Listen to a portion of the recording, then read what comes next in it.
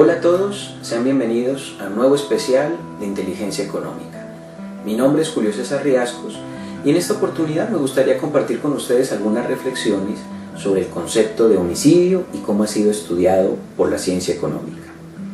Me gustaría comenzar este video haciendo una reflexión sobre el concepto de vida y preservación de la vida que debería caracterizar a una sociedad postmodernista. Las ciencias, el progreso tecnológico, técnico-científico, el conocimiento, la investigación, las políticas y todas las capacidades que tiene una sociedad se supone que están al servicio de la vida humana. Más allá de críticas antropocentristas a este concepto, todo lo que los seres humanos desarrollan en términos de su conocimiento debería enfocarse a la protección, al cuidado, a la preservación de la vida misma. Por lo que el concepto de tasa de homicidio se nos aparece como una pseudo contradicción en este momento. Es decir, si existen homicidios en esta sociedad es porque existen problemas en las bases que soportan esa misma sociedad.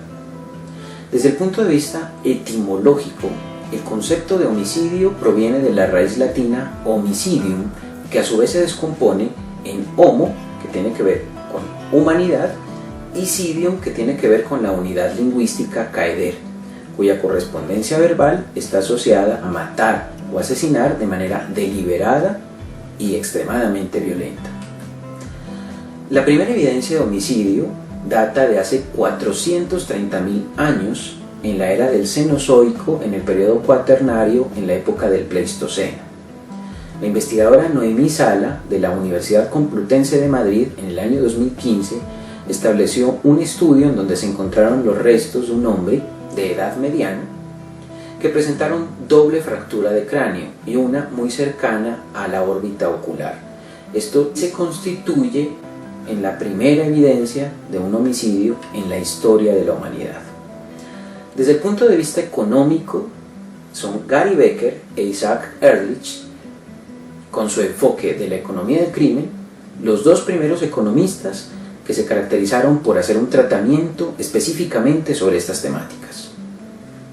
En el caso de Gary Becker hay una anécdota, y la anécdota es una anécdota recurrente, en la que Gary Becker cuenta que iba tarde a una clase y que al no encontrar un lugar en donde estacionar su auto, lo dejó en una zona en donde había una expresa prohibición. Él pensó que los beneficios de dictar la clase eran superiores al costo de pagar una infracción por cometer este tipo de actividad. Por lo tanto, planteó que, por ejemplo, un individuo que toma la decisión de cometer una actividad delictiva tiene también que tener una cierta racionalidad económica, puesto que piensa en una serie de incentivos que esta actividad le reporte y al mismo tiempo tiene que pensar en los costos o en los gastos que esta actividad le implica. Por lo tanto, en la teoría de Gary Becker, que es una teoría basada en la conducta, un individuo al menos debe tener en cuenta dos variables clave. Una primera es la capacidad que tenga la autoridad para detectar y capturar a quienes infringen la ley. Y en segundo término, la penalidad, la dureza, la robustez con que se aplique la norma ante una actividad delictiva. En la teoría de Ehrlich, por ejemplo, él plantea el efecto disuasorio, que tiene que ver con el hecho de que penas severas e incluso pena de muerte, que es lo que plantea Ehrlich, son elementos que contribuyen a disuadir a los individuos ante una actividad delictiva y particularmente de naturaleza homicida. En ese sentido, la crítica que se le hace al planteamiento de Ehrlich es que, basados una vez más en la teoría de Gary Becker, los individuos no solamente tienen en cuenta la pena, sino qué tan eficiente es la autoridad a la hora de identificar y capturar a quien realiza la actividad. Por lo tanto, en la teoría de Ehrlich, por muy fuertes que puedan ser las penas, si esto no va acompañado de una eficacia a la hora de capturar a los individuos que cometen, por ejemplo, el homicidio, entonces esto no va a tener efectos significativos en la reducción de las tasas. Además, existen planteamientos como el de Kelling y Wilson en 1982 que plantean la denominada teoría del broken window. Esta teoría plantea, por ejemplo, que estas situaciones relacionadas con el crimen se desarrollan fundamentalmente por una estructura urbana desorganizada y caótica en donde se presentan fenómenos como la prostitución, el consumo de drogas, la producción de bienes ilícitos y podríamos decir que convergen pandillas y actividades relacionadas con el vandalismo. Además de lo anterior, también la sociología ha hecho planteamientos interesantes basados en factores de naturaleza socioeconómica e incluso familiar.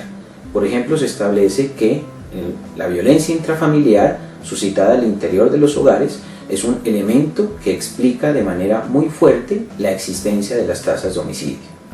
El jurista argentino Ricardo Levene, por ejemplo, plantea que existen varios factores que explican la naturaleza de la actividad homicida y que están relacionadas, por ejemplo, a factores asociados a la injuria, el lucro, la perversidad brutal y razones incluso de naturaleza piadosa. Pero lo importante en la teoría de Levene es establecer cuál es el móvil de la actividad homicida. Finalmente, desde el punto de vista de la psiquiatría, autores como Fielitz y Cardoso en el 2006 plantean que la tasa de homicidios está relacionada a trastornos de la mente, al consumo de alcohol y alucinógenos. Sin embargo, a lo largo de las diferentes posiciones que exista frente al homicidio, aparece una constante independientemente de la escuela del pensamiento o de la ciencia con que se aborde, y es el hecho de que no existen factores concluyentes. Se propone entonces que ante la necesidad de tener factores no concluyentes a la hora de determinar la naturaleza del homicidio, exista un análisis entre diferentes ciencias, métodos, que permita no solamente establecer cuáles son los factores de los que depende la tasa de homicidio en la actualidad, en la sociedad contemporánea, sino también la recomendación de política económica, de política pública, de política social que le asiste. Esto es Inteligencia Económica. Mi nombre es Julio César Riascos. Muchas gracias a todos por su atención.